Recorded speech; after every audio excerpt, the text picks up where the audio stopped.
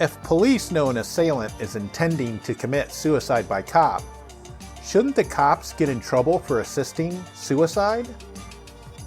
And what is up with the news media focus on President Biden's age? And why am I spending 2 segments complaining about that coverage? I'm Doug Berger, and this is Secular Left.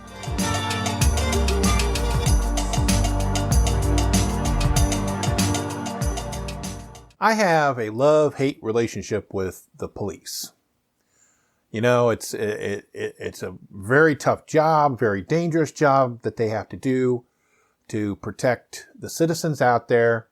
It's a thankless job for the most part. And a majority of police officers do their job diligently and for the betterment of the community. And then, of course, we also have what people like to call bad apples.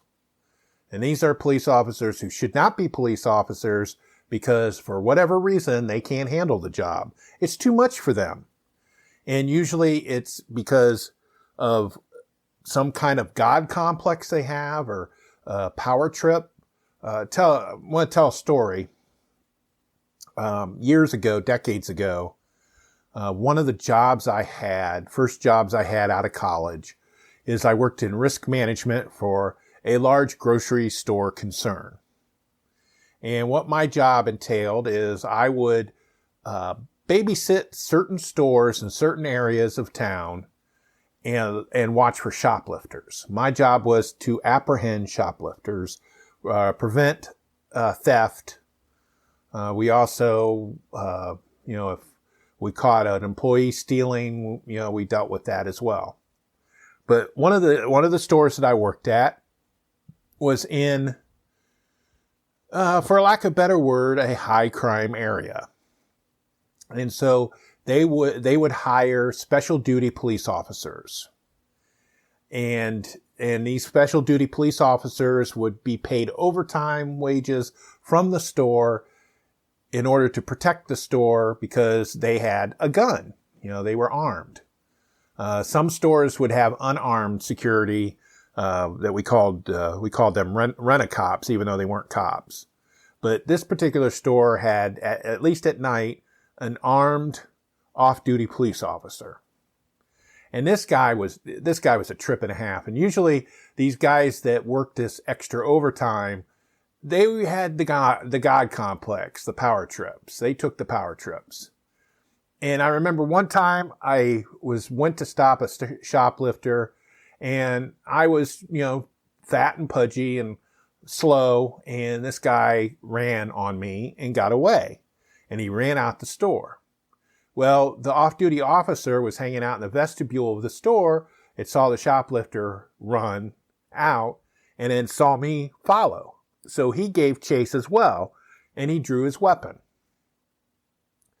Now, I'm going to tell you right now, shoplifting is not something that you use deadly force. If a police officer is using deadly force to stop a shoplifter, that's somebody who should not be a police officer. Because shoplifting is a property crime. It is not a violent crime. Now, if the guy's committed shoplifting and he had a gun, then it became robbery. At least at the time that I worked with risk management. And of course, that you can use deadly force in some situations. But in general, for shoplifting, if some guy ran out with the thing that they stole a lot of was infant formula. If the guy got out with meat or infant formula or whatever, I was not allowed to chase him. But anyway, so this off-duty police officer chased him. And he comes back 10, 15 minutes later, comes back with the guy. And the guy is in handcuffs, and he has his shirt pulled over his head. And he's crying, he's yelling, he's like, "Oh my God, my eyes, my eyes." And what had happened was the cop was telling me he was chasing him, and the guy had a rope for a belt on his pants, and it had come loose and was dragging on the ground. And the cop stepped on the belt, and the guy fell. So he put him in handcuffs, and he's raising a ruckus because he's in handcuffs. And the police officer sprayed him in the face with mace while he was handcuffed and then pulled his shirt over his face. I was dumbfounded. I was so mad. And it wasn't like I could do anything about it because he was a police officer. I complained to my supervisor later, hey, the guy did that. And he's like, well, he's our best guy. He always takes these hours. So we'll keep an eye on it.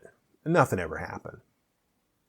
So I know all about bad eggs and people that should not be police officers because I've worked with some. So the reason why I bring that up is because recently we had an incident. It was back in January. There was a high-speed vehicle pursuit. And at the end, the guy, I guess, wrecked his car. And he exited his car brandishing a gun. And he was shot by all the cops that were chasing after him. He was shot 35 times by a barrage of gunfire from 4 police officers after he pointed a handgun at them after exiting his vehicle at the end of the pursuit on January the 14th. So like all kinds of violence, use of force against people, especially if there's a death involved, it goes to the grand jury. The grand jury found that no further investigation was necessary. And it said that the conduct of officers Zach Carroll, Carol Grady, and Aaron Manders and Sergeant Rob Reed when they shot Albert Alderman was justified. So you're like thinking, okay, that's how it goes. I'm still thinking 35 times. The guy was shot 35 times. He had one gun with maybe 6 bullets in it. These guys were by their patrol cars, 4 of them, 4 guns. 35 times he was shot. How many shots does it take to kill somebody? If it's taken them 35 shots to kill him, they need retraining. They need some military training. So it says, said in the article that I read in the Toledo Blade, it says Police Chief Michael Trendle said during a news conference several days after the shooting that the gun was recovered with its safety on and no bullets, but that Mr. Alderman's actions were consistent with a relative's statement that he intended to commit suicide by cop. So not only was he shot 35 times, but he fully intended to be shot by the cops. And so he got out of his car waving this gun and pretending to shoot it. The officers, and then the article goes on, the officers filed a total of 35 rounds from a rifle and 38 rounds from pistols. So they shot how many? 74 shot rounds, and they hit him 35 times. And the point that I want to make, and the reason why I'm talking about this, is that at least here in Ohio, as far as I know, committing suicide is against the law.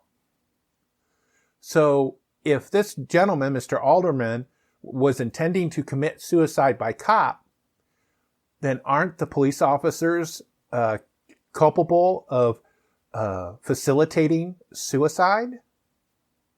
And shouldn't they be brought up on charges for that? Because they knew that he was intending to commit suicide by cop before they had the shootout, according to this article. So I just wanted to mention that. It's just a little odd for a couple of reasons. One, that the guy was shot 35 times and that he intended to commit suicide by cop and nothing happens to the cops. It's like, oh well, whatever. For more information about any of the topics covered in this episode, Check out our show notes at secularleft.us. Within the past couple of weeks, there was a special counsel report for the handling of classified documents by President Biden during the time that he was vice president and after he had left office. What happened was that during the whole event surrounding Donald Trump having classified materials and wouldn't give them back and got charged with obstruction of justice, etc., they decided to check on Biden, and they found some classified documents in an old office in Philadelphia for a foundation or something that he headed up. And then they checked at home and found some additional documents. He returned all the documents, but of course he still had to get investigated. So the Attorney General appointed a special counsel because Biden is the president, and the special counsel came back with his report and did not recommend any charges, even though he said that President Biden had willfully disseminated the information that was in some of those classified documents. But again, the special counsel said that there would be no charges. Now, of course, what the media talked about was some side notes that the special counsel put in. The special counsel is somebody who had worked previously for President Trump and was a Republican, because, of course, anytime that a Democrat is investigated, it has to be a Republican. And when a Republican gets investigated, it also has to be a Republican, or else people complain. Well, Republicans complain. Anyway, so this was a Trump acolyte that did the special counsel, and he had noted in the report that President Biden was old and couldn't recall some details, including the death of his when the death of his son took place, and that and so that led some people to believe that maybe that's why he elected not to forward it to possible prosecution, is because he's a doddering old man who should be forgiven for being a doddering old man. And of course, that's all that the media talked about, was old President Biden. And of course, President Biden didn't help himself by giving a press conference and having a few speech gaffes, and that didn't really help his position. President Biden is 81 years old. And what's funny, well, not funny, but what's ironic is he's always had speech gaffes. He always has forgotten things and said one thing and meant another. He's always done that. When he was vice president, I remember they used to make fun of his gaffes all the time. They would broadcast it on comedy shows like the Daily Show and Bill Maher's show and stuff, where Biden would be giving a speech as vice president or doing some kind of public press thing, and he would misspeak and say something stupid, and everybody would be like, "Oh, he's so funny." But now, because he's president and he is running for re-election, now the media is like, "Oh no, he's feeble-minded, he's senile. Oh, woe is us. We don't want him to be president." In the meantime, Donald Trump is 77 years old, and we know that he's cognitively deficient because he gives perfect examples all the time. When he was president, they used to catalog all his gaffes. He's still misspeaking today. In one of his rallies, he mistakenly identified Nikki Haley as Nancy Pelosi. But of course, the media is not talking about how feeble-minded Donald Trump is. You know, they're not talking about that. They hardly ever talk about his 91 criminal indictments. But President Biden, oh no, he's feeble-minded, he's senile, he should retire. And I know there's been some MAGA Congress people what's her name? Mary Tyler Greene or whatever her name is. I forget what her name is. The screecher from Georgia, who's saying that Biden should resign because he's not fit to be president. And what I respond to people that say that is, you really don't want to run against the person who would take his place if he resigned. No Republican wants to run against Kamala Harris. They think they do, but they really don't. Do you really want to run against the first black woman vice president, who would now be the first black woman president if Biden resigns, and be an incumbent? You know, they make fun of Kamala all the time because they don't like women in general. The Republicans don't like women in general, women in power in general. And so they make fun of her constantly, but they really don't want her running as president. They really don't. So that's all that the media has been talking about, is how senile President Biden is, and totally ignoring how bad Trump is.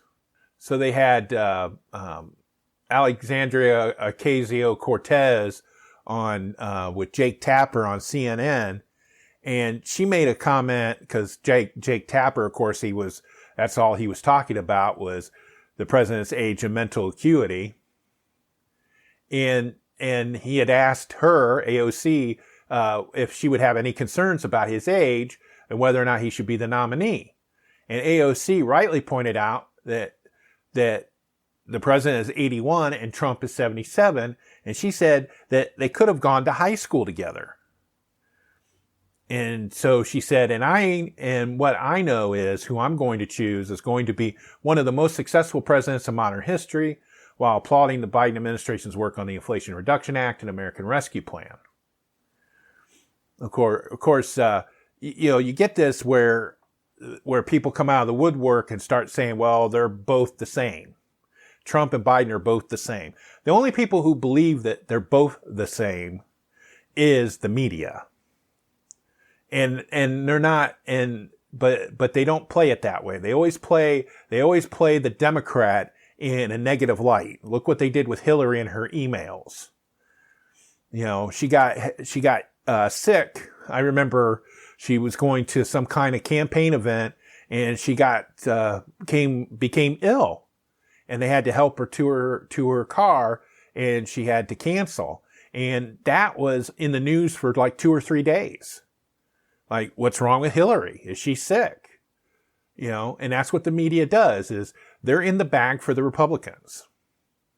Because you have this guy that fostered the insurrection. He's been judged to be a sexual assaulter. He's been convicted of being a fraud. And he has 91 criminal indictments pending. And he obstructed justice.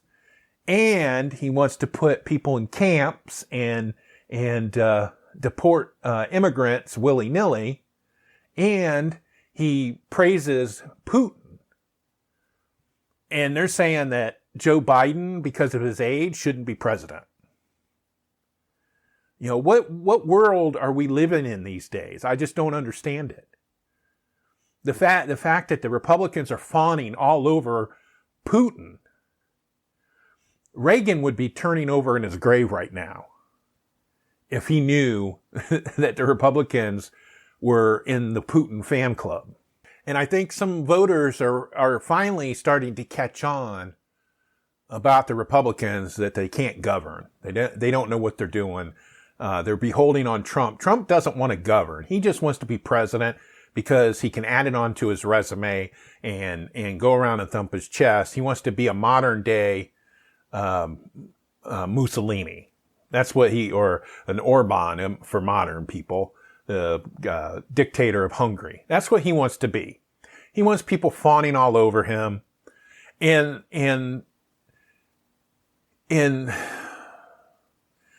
looks like maybe some voters are catching on, because there was a couple of special elections recently, one in Long Island and one in Pennsylvania, that Democrats won. which was unusual, especially the one in Long Island, because Long Island has gone firmly into the Trump camp for over several election cycles. They're the ones that elected George Santos, what turned out to be the fraud George Santos. And so this was a seat to replace him because he had been expelled from Congress for his criminal behavior, which is unusual that they would expel somebody for criminal behavior, a Republican. Anyway, so the Democrat that had originally lost the seat to Santos in 2022 ran again and won the seat back. And one of the things that voters said was that they believed that the Republicans couldn't govern and that they had scuttled the bipartisan immigration bill that was supposed to be passed, and which they did. It was a bad bill because it gave the Republicans everything they wanted, but because they didn't want to give the Democrats a win at any cost, they threw it away. And so that's what a lot of the voters in exit polling said, was that they didn't believe that the Republicans could govern and that they failed on the immigration issue. But hey, the media is like, what about Biden's old age? Come on, guys. Trump is different than that. I keep remembering why I don't constantly watch the news anymore. I get my bits and pieces, so I know what the gist is, and I read some blogs that summarize a lot of the news, but the media is just out to lunch. And they have been for quite a while. The mainstream media, the national networks, they're just useless. And they're going to continue to be useless, especially when they focus on stupid crap like whether or not Biden is senile. Hello, this is Doug, host of Secular Left, reminding you that I like to be validated. If you like this podcast and want to thank me, feel free to buy me a coffee. Go to buymeacoffee.com/secularleft and donate some cash to help make this a better show and validate me as a person. You'll feel better in the morning.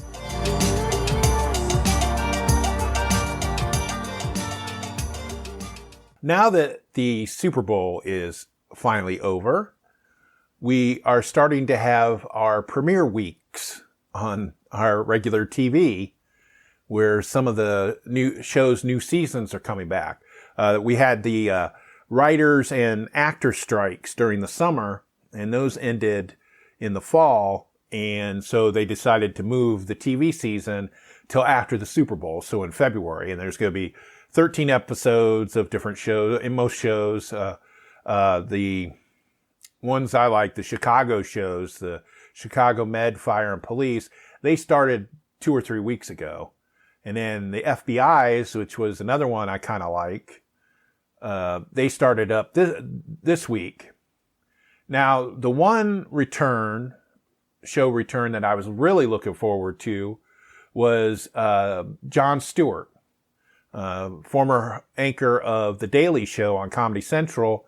It was announced pretty suddenly, like within a couple of weeks before it happened, that he was coming back to anchor The Daily Show. Now, he's not going to be doing it full time. He's not doing it. I think they do new shows 4 days a week. Most of those cable channels, they only do 4 shows a week. But he's going to host on Mondays only through at least the election. And that's kind of similar to what on MSNBC, Rachel Maddow, she cut back her hosting duties to one evening a week on Mondays as well. So I was like, cool, he's coming back, because I always liked his take on politics of the day, and his segments were really fact-checked, and they would show the video and everything. I mean, it was great. It was funny, and it was great. And I'm like, cool, he's coming back. I did have a reservation because in recent years, especially when he had his show on Apple TV just recently, he's kind of mellowed. He's kind of, I don't know if it's like an age thing where people that get older tend to become trying to balance things that don't need to be balanced, or think that they're being moderate if they consider both sides of an issue, things like that. And so I watched a couple of his Apple TV shows and episodes, and I didn't care for him because, there was one that I did like when he was talking about gun control. And I really liked the interview that he did with somebody in Tennessee, a legislator in Tennessee. And if you go on the YouTube or Google it, you can find it. It's a real good interview. Anyway, so I'm like, cool, he's coming back, and I hope it's good, hope it's funny, hope it's on point. And like I said, I always know that it's going to be factual. So I watched it, and needless to say, I was disappointed. I really was. I was disappointed because he fell over himself to both sides, Trump and Biden. I know in an earlier segment, I was talking about how the media, they couldn't talk about anything but his age, about President Biden's age, and how he forgot things and misspoke, and had a press conference where he thought that he called the president of Egypt the name of the president of Mexico, or mixed up Egypt with Mexico, or whatever. Well, that's what Jon Stewart led with. And, the title of the episode wasn't too bad. It was, the rematch that nobody wanted. And so, Susie Madrak in Crooks and Liars kind of started it off. She said, Jon Stewart returned to The Daily Show last night, and I watched it because I wanted to see if the past decade had made a dent in his compulsive both sides default position on everything political. Nope, not that I could see. And so they kind of quote him as saying, these two candidates, they are both similarly challenged, Stewart said, and it is not crazy to think that the oldest people in the history of the country to ever run for president might have some of these challenges, he continued. We're not suggesting neither man is vibrant, productive, or even capable, but they're both stretching the limits of being able to handle the toughest job in the world. What's crazy is thinking that we're the ones as voters who must silence concerns and criticism. It is the candidate's job to assuage concerns. Stewart noted that while Biden is not Trump, who among an array of legal woes faces 4 indictments and is found liable for sexual abuse and defamation, the stakes of this election don't make Donald Trump's opponent less subject to scrutiny, the host added. It actually makes him more subject to scrutiny. Before wrapping the end of his first night back, Stewart concluded, if your guy loses, bad things might happen, but the country is not over. And if your guy wins, the country is in no way saved. So the good news is, I'm not saying you don't have to worry about who wins the election, he added. I'm saying you have to worry about every day before it and every day after forever. That last part, I agree with him. And I try to tell my friends that. Especially when they're saying, well, Biden supports Israel, so I'm not going to vote for him. It's like, no, you can't do that. You can't do it just based on that. Because Trump is not normal. Trump is not a typical politician. He likes to blow things up. We know this. We have proof that he does this. He's lawless. He doesn't abide by any law. He thinks he's above the law. He wants to run for president to shield him from all the corruption and other charges that he's facing. And I can tell you right now, I'm sure he's going to try to pardon himself if he wins. This is the kind of guy we're dealing with. This isn't a repeat of Al Gore versus George Bush.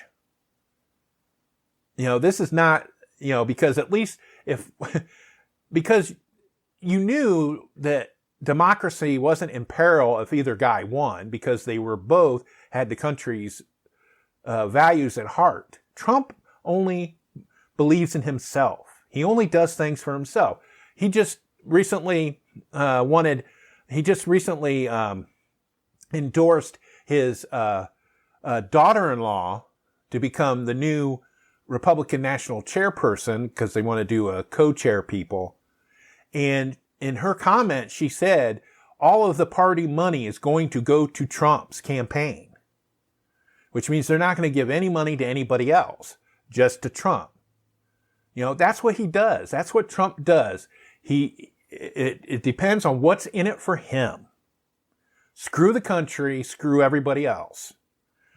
And what I tell my friends is it's not Trump I'm necessarily afraid of. It's the people that work for him. It's the people that he hires. Because he hires some doozies. That Stephen Miller, the racist Stephen Miller, that worked for him during his administration. You know, and the judges that he put on the bench. Those are the people that we need to worry about. And keep him out of the White House. And I don't give a shit if Biden is in a wheelchair and needs to be in a polio torpedo to breathe. As long as he's competent to hire people, good people, and he does, he needs to win the election. So, you know, fuck Jon Stewart. Fuck him, as John Oliver would say, fuck him all the way off. You know, but then again, John's a white, cisgendered man. So just like me, it doesn't matter which old white guy gets elected for us. But it does matter for people that I love and respect and that have been hurt all these years by bigots like Trump and his cronies, like that run the Ohio State House, like Derek Marin and Josh Williams and Teresa Gavarone. Those people can go all the way to hell. And I don't believe in hell, but they should go all the way to hell. And so that's what I have to say about Jon Stewart. I mean, I'm glad he's back. I'll probably maybe find out if he has a good episode, because I'm sure that other progressive people will be keeping an eye on it.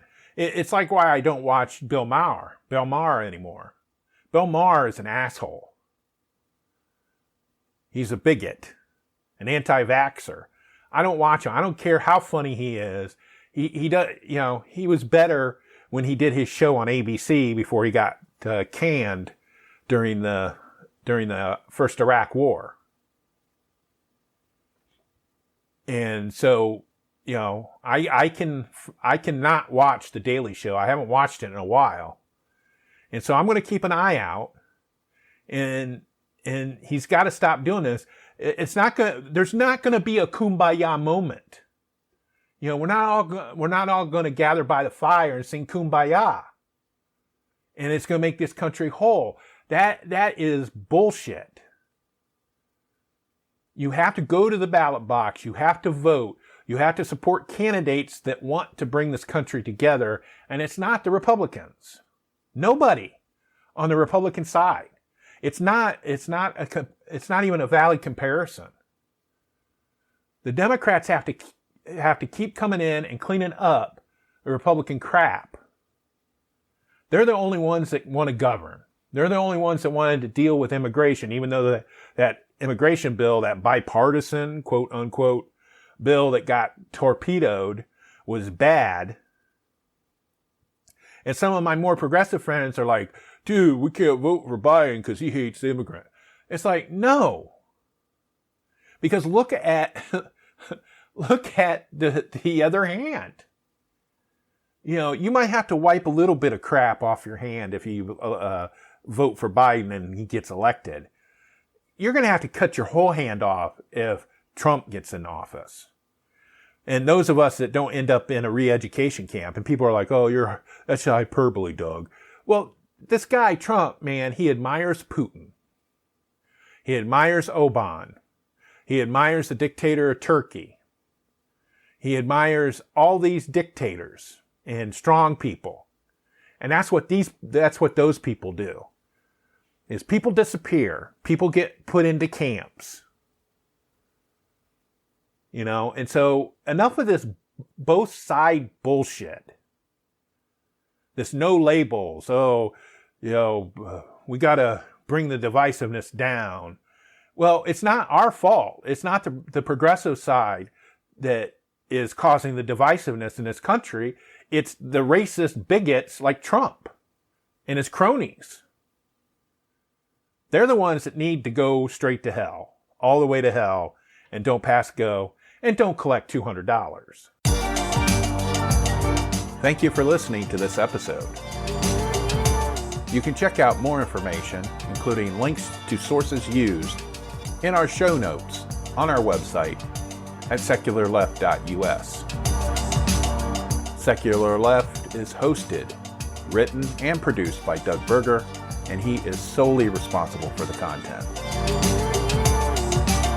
Send us your comments, either using the contact form on the website or by sending us a note at comments@secularleft.us. Our theme music is Dank and Nasty, composed using Amplify Studio. See you next time.